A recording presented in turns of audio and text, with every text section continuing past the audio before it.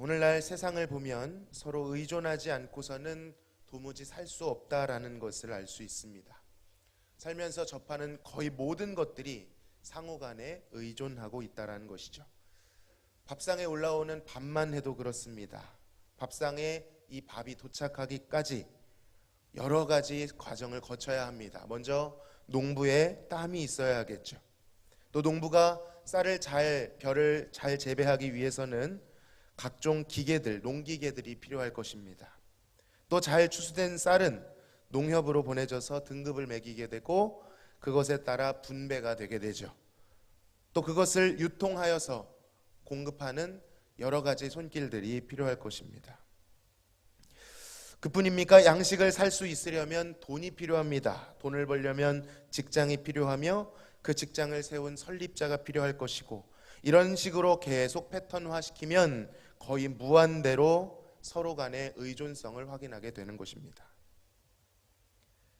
그 누구도 혼자 살 수 없고 유아 독존으로 지낼 수 없다라는 것이죠. 그래서 오늘날 저 지구 반대편에서 일어나는 일들이 우리나라 경제와 우리의 삶에 큰 영향을 미치고 또 받기도 하는 것입니다. 여러분, 세상에 아무도 없다면 굳이 멋을 낼 필요가 있겠습니까? 여러분은 아무도 없는 그 순간 머리를 감으시겠습니까? 네, 감으셔야죠. 멋을 내는 이유는 물론 자기 만족을 위해서 그렇게 하기도 하지만 결국 타인에게 보여주기 위함이죠. 병사 없는 지휘관이 무슨 의미가 있습니까? 선수들 없는 감독이 무슨 의미가 있습니까? 제가 사역자로서 의미가 있는 것도 물론 주님 때문이지만 또 동시에 우리 성도님들께서 계시기 때문입니다. 오늘은 이런 인생에 있어서 연관성, 상호 의존성에 대해서 간단하게 살펴보려고 합니다. 과연 우리의 이 의존성은, 우리의 하나됨은 어디에 근원을 두고 있을까? 바로 세 가지로 살펴보고자 합니다. 먼저는 하나님의 본질 안에서 찾을 수가 있습니다. 하나님께서는요, 삼위일체로 존재하십니다. 또 동시에 하나님께서 존재하시는 양식은 사랑이시죠. 하나님은 사랑이 많으신 분이 아니라 본질 자체가, 그분의 존재 자체가 사랑이십니다.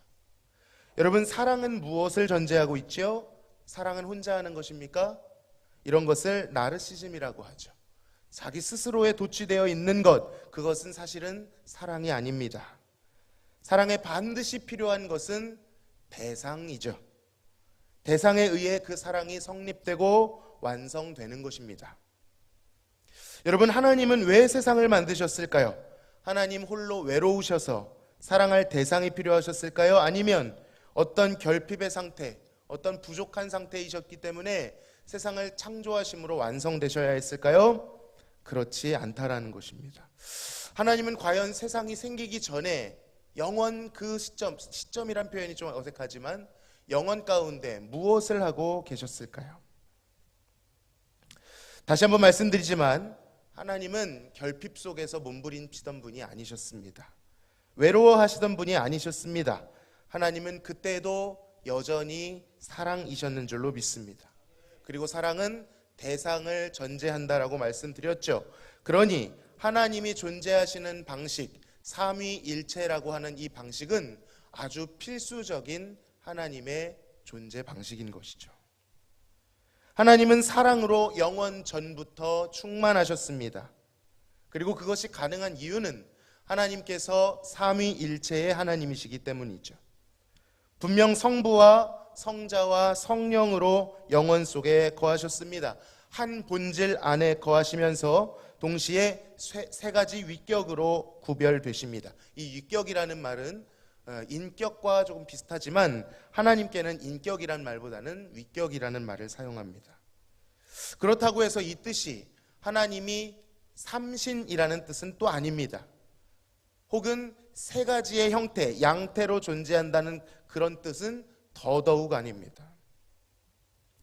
하나님은 한 분이신지 세 분이신지 우리는 그 숫자의 개념 안에서 생각할 수밖에 없지만 삼위일체는 아무런 타협 없이 그저 하나님, 하나님 수준에 속해 있는 이 신비를 선포하고 있습니다. 신비롭게도 완전하신 하나님은 하나이신 동시에 세 위격으로 존재하십니다. 세 분이신데 그저 우리가 한 팀이니 의미적으로 하나이다 이런 뜻이 아닙니다.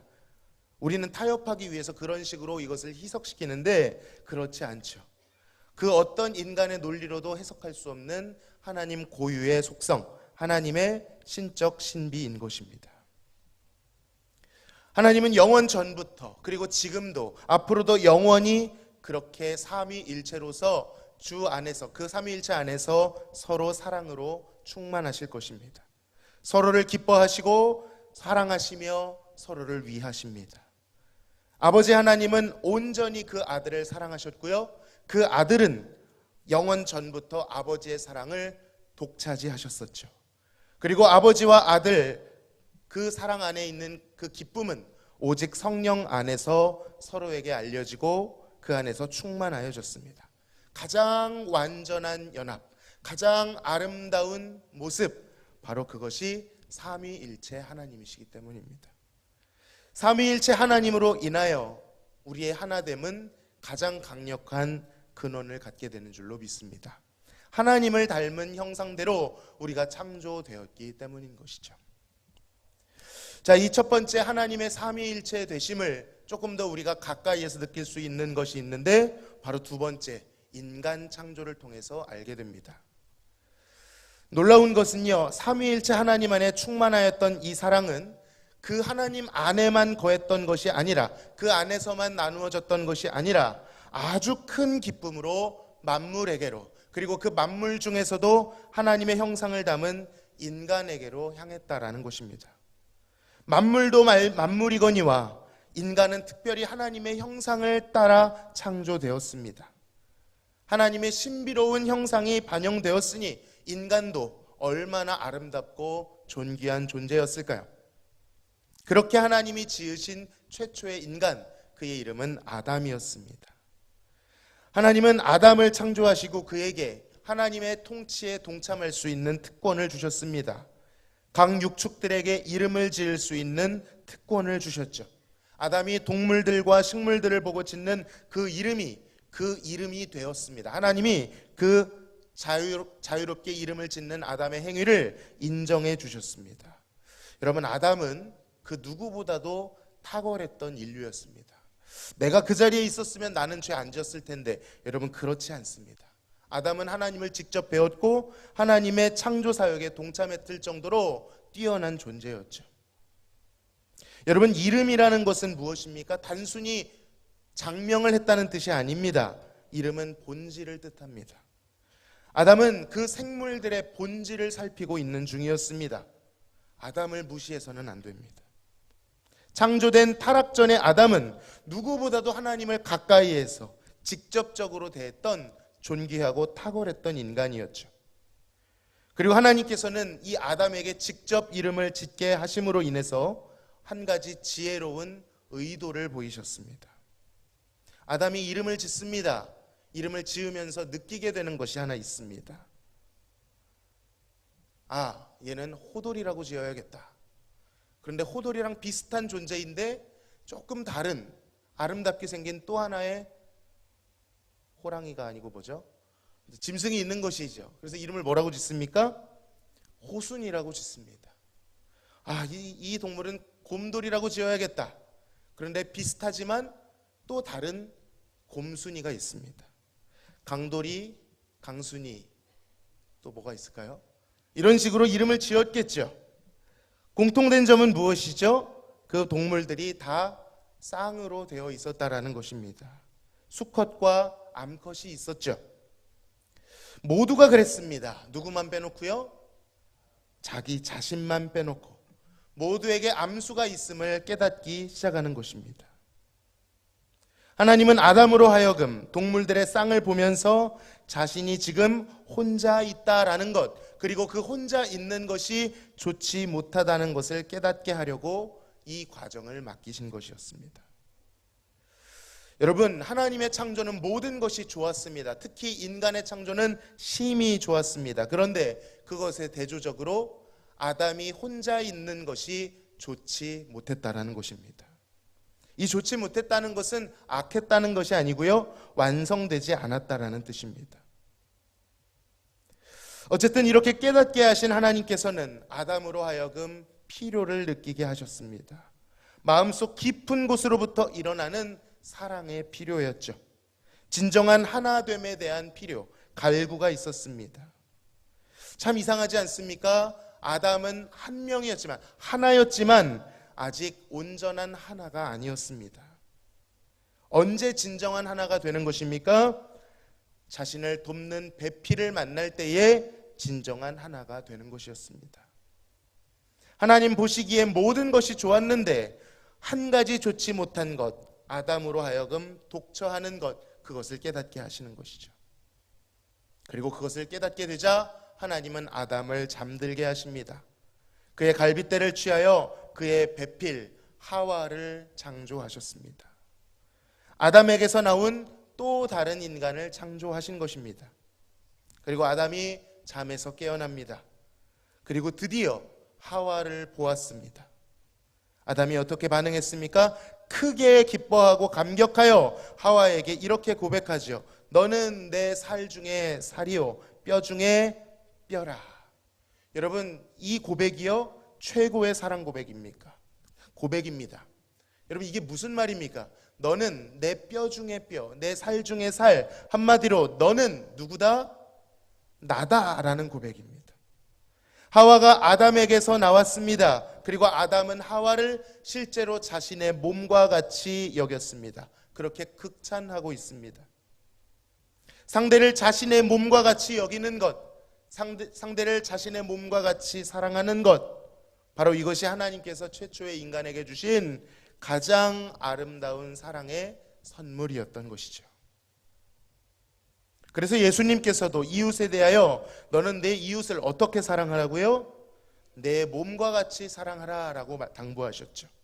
바로 창조 때 하나님께서 주신 가장 아름다운 관계, 너는 나다라고 하는 고백, 내 이웃의 몸을 나의 몸과 같이 여기는 그 이웃사랑의 회복으로 초대하고 계신 것입니다. 여러분, 여기에 나오는 돕는 배필 하와는 누구입니까? 물론 아내입니다. 그러나 아담의 아내 정도로만 여겨서는 안 됩니다. 이 아내였던 하와는 아담의 최초의 이웃이었습니다. 이웃의 영역을 더욱더 넓혀야 합니다. 그러니까 우리가 만나게 되는 모든 이웃들, 우리의 가족, 배우자, 자녀, 심지어는 우리의 친구와 직장 동료들, 우리가 마주하는 모든 사람들, 심지어는 저 열방 가운데 있는 얼굴도 본 적 없고 대화도 해본 적 없는 저 다른 인종의 사람들까지도 하나님께서 우리에게 같은 목적으로 주셨다는 것을 이해해야 된다는 것입니다.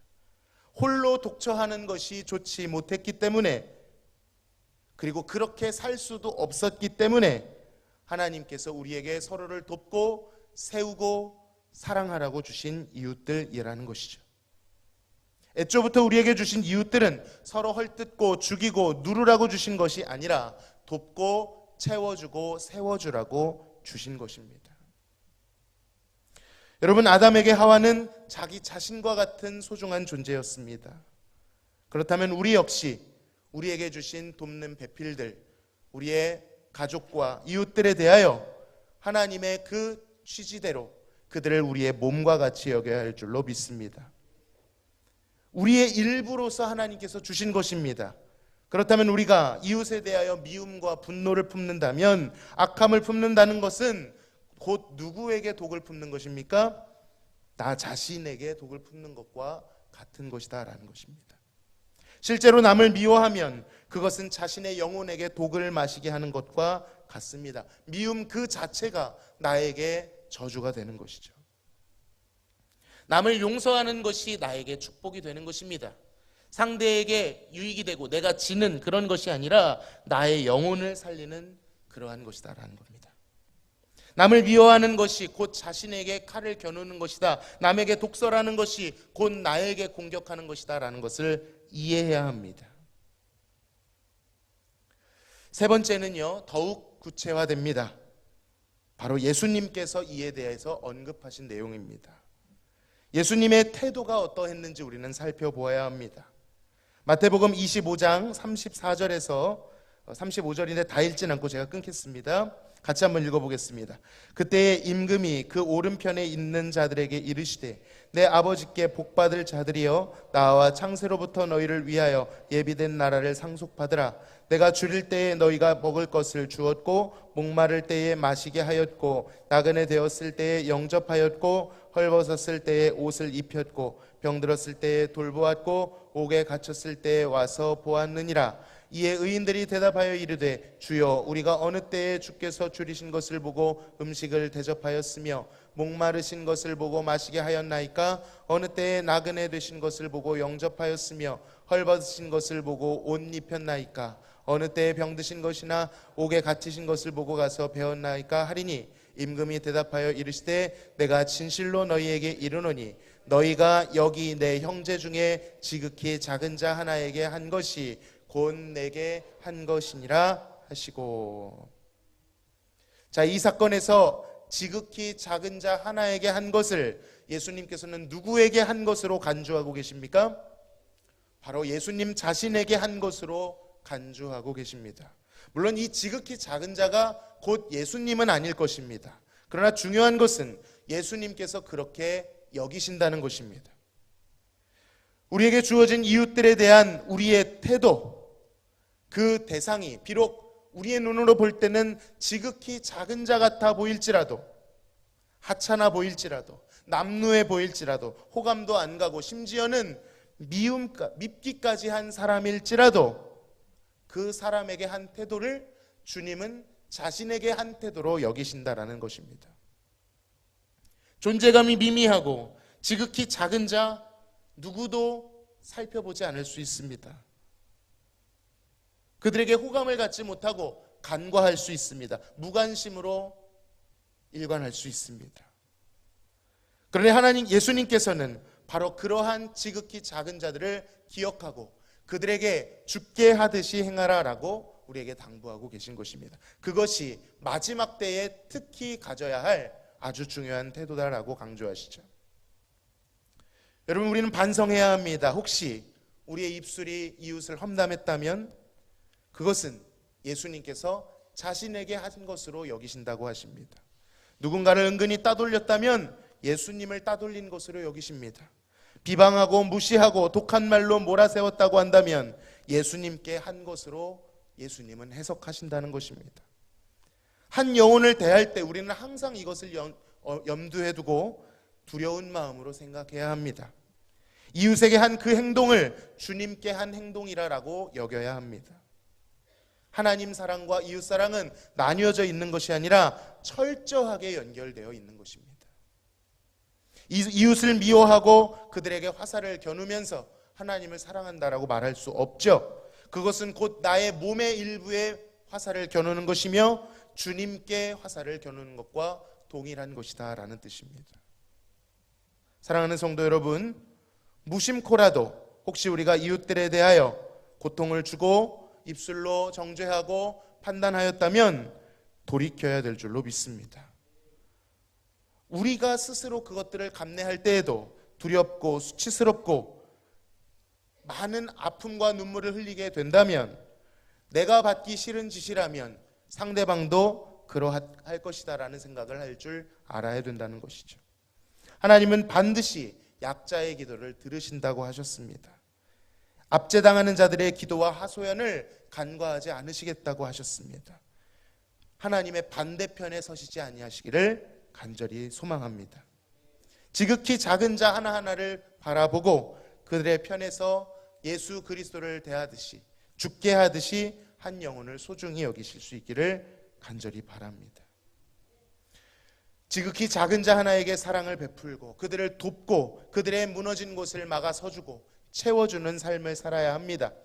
여러분, 내가 받고 싶은 그것을 주어야 합니다. 용서받고 싶다면 용서해야 합니다. 사랑받고 싶으면 사랑해야 합니다. 섬김을 받고 싶다면 섬겨야 하는 것입니다. 그것이 선지자의 강령이다라고 말씀하십니다.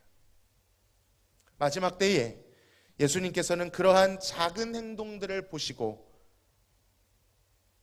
아무개야 고맙다라고 말씀하실 것입니다.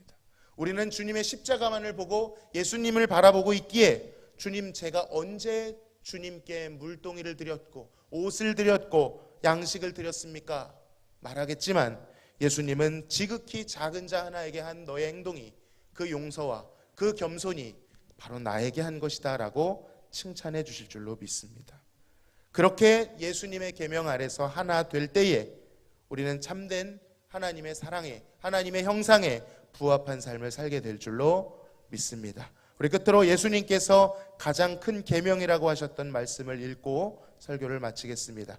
같이 읽습니다. 네 마음을 다하고 목숨을 다하고 뜻을 다하여 주 너의 하나님을 사랑하라 하셨으니 이것이 크고 첫째 되는 계명이요 둘째도 그와 같으니 내 이웃을 내 자신같이 사랑하라. 이 두 계명이 온 율법과 선지자의 강령이니라. 아멘. 우리 시간 같이 한번 찬양하고 하나님 앞에 기도하는 시간 갖겠습니다. 여러분, 혼자서는 설 수 없는 줄로 믿습니다. 그래서 주님께서 교회 공동체, 신앙 공동체를 허락해 주셨습니다. 우리가 함께 나아가야 합니다.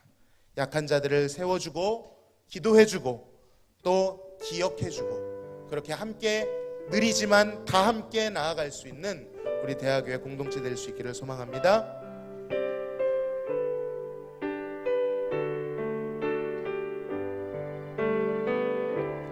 여기에 모인 우리 주의 은총 받은 자여라. 주께서 이 자리에 함께 계심을 아노라. 언제나 주님만을 사랑하며 따라가리니 시험을 당할 때도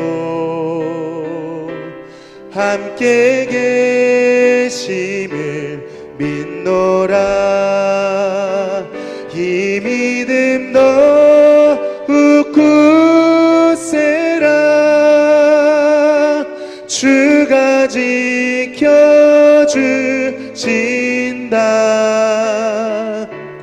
어두운 밤에도 주의 밝은 빛 인도하여 주신다. 주님이 뜻하신 일 헤아리기 어렵더라도 주님이 뜻하신 일 헤아리기 어렵더라도 언제나 주 뜻 안에 내가 있음을 아노라. 사랑의 말씀 우릴 더욱 새롭게 하님, 우릴 더욱 새롭게 하니 때로는 넘어져도 최후 승리를 믿노라. 이 믿음 더욱 굳세라. 이 믿음 더욱 굳세라. 주가 지켜주신다.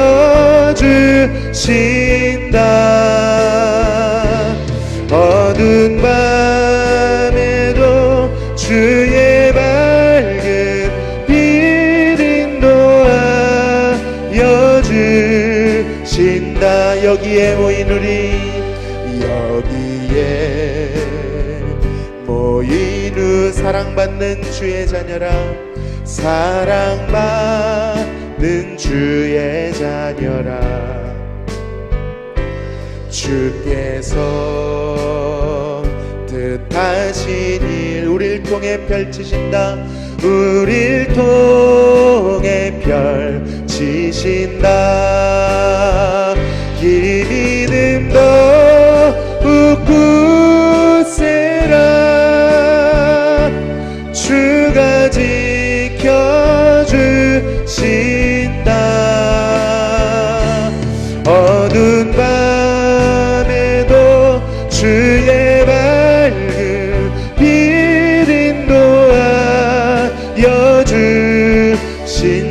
믿음도 굳세라 이 믿음도 굳세라 주가 지켜주신다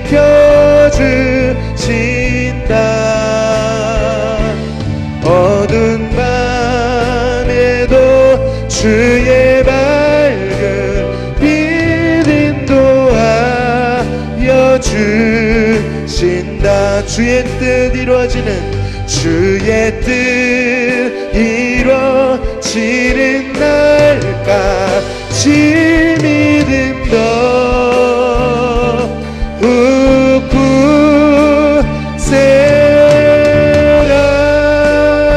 굳세라 우리 같이 한번 기도합시다. 여러분 내가 아니라 우리인 줄로 믿습니다. 세상은 온통 나밖에 없습니다. 나를 사랑하는 것밖에 없습니다. 하나님을 사랑하고 공동체를 사랑해야 할 자리에 온통 나를 위한 만족밖에 없습니다. 그러나 하나님의 공동체는 하나님의 나라는 함께 가는 것이요 나를 비워내고 남을 나보다 낮게 여기는 것이요 섬기는 것인 줄로 믿습니다. 우리 시간 이 말씀 앞에 서서 하나님의 삼위일체를 닮은 우리들이 우리에게 주신 돕는 배필들을 내 몸과 같이 사랑하게 하여 주옵소서. 사람의 능력으로 사랑할 수 없습니다. 때로 밉게 보이고 때로 하찮게 보일 때가 있지만 우리의 죄인된 모든 시선들을 내려놓고 하나님께서 우리를 창조하셨을 때 그 아름다운 시선을 회복하여 내 이웃을 내 몸과 같이 주님을 사랑하는 것과 이웃을 사랑하는 것이 온전히 하나가 될 수 있게 해달라고, 특별히 우리 교우들 중에 고난당하고 육신의 질고로 힘들어하는 지체들을 기억하며 이름을 불러가며 같이 한번 간절히 기도하며 나아가시겠습니다. 거룩하신 하나님 감사합니다.